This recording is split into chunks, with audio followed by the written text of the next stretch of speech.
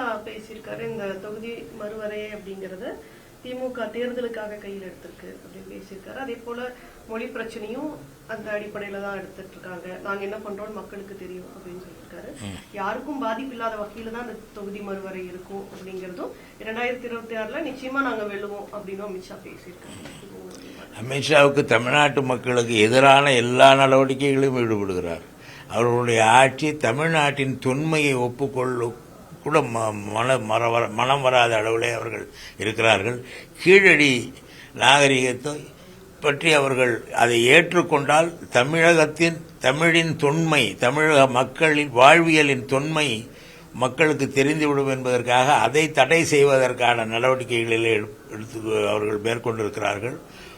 ஒட்டுமொத்தமாக பாஜக என்பது தமிழர்களின் விரோதியாகத்தான் செயல்படுகிறது. ஒன்று. இரண்டாவதாக, அதே போக்கில் இவர்களை அனுமதித்தால் தமிழ்நாட்டின் தொகுதி எண்ணிக்கை ஒன்றிய அரசு அறிவித்த மக்கள் தொகை குடும்ப கட்டுப்பாட்டு திட்டத்தை முழுமையாக கடைபிடித்த காரணத்தினால் மக்கள் தொகை கட்டுப்பாட்டிலே இருக்கிறது. எனவே அதன் அடிப்படையிலே தொகுதி மறுசீரமைப்பு என்றால் தமிழ்நாட்டில் தொகுதி எண்ணிக்கை குறையும் என்று நாங்கள் அச்சப்படுகிறோம். தமிழ்நாடு தொகுதி எண்ணிக்கை எப்படி இருக்கிறது என்பதை குறித்து அவர்கள் இதுவரை எந்த அறிவிப்பும் செய்யவில்லை. தொகுதியில் நாடாளுமன்றத்திலே 545 மக்களவை உறுப்பினர்கள் இருக்கிற ஒரு இடத்திலே 840 இருக்கைகளை அவர்கள் உருவாக்கி இருக்கிறார்கள் என்றால் அது ஐயப்பாட்டுக்கு வருவது இயல்புதான். அந்த 840 இதை உயர்த்தும் பொழுது தமிழ்நாட்டின் தொகுதி எண்ணிக்கை மிகவும் குறையும் என்பது வெளிப்படையான ஒன்று. இந்த கணக்கெல்லாம் அமித்ஷாவுக்கு தெரியும். ஏனென்றால் பொய் சொல்பவர்கள் எப்பொழுதுமே எதை வேண்டுமானாலும் பேசுவார்கள், எல்லாவற்றிலும் பொய் சொல்வார்கள். நேர்மையாக இதை விளக்குவதற்கான அந்த எண்ணம் பாஜகவுக்கு முற்றிலும் கிடையாது. அமித்ஷா தான் இந்த பொய்யின் மூலகர்த்தர். அவர்தான் இந்த பொய்களை எல்லாம் உருவாக்குகிறார். எனவே அவருடைய பேச்சை தமிழக மக்கள் எந்த காலத்திலும் நம்ப மாட்டார்கள்.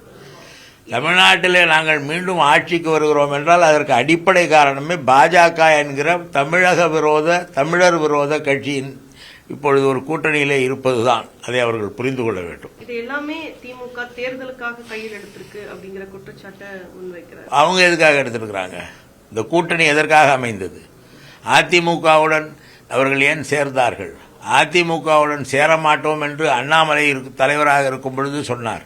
ஜெயலலிதா சொன்னார், எந்த காலத்திலும் அதிமுகவுடன் ஒட்டோ உறவோ கூட கிடையாது என்று சொன்னார்.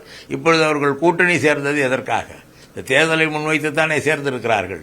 திமுகவை குறை கூறுவதிலே என்ன அர்த்தம்?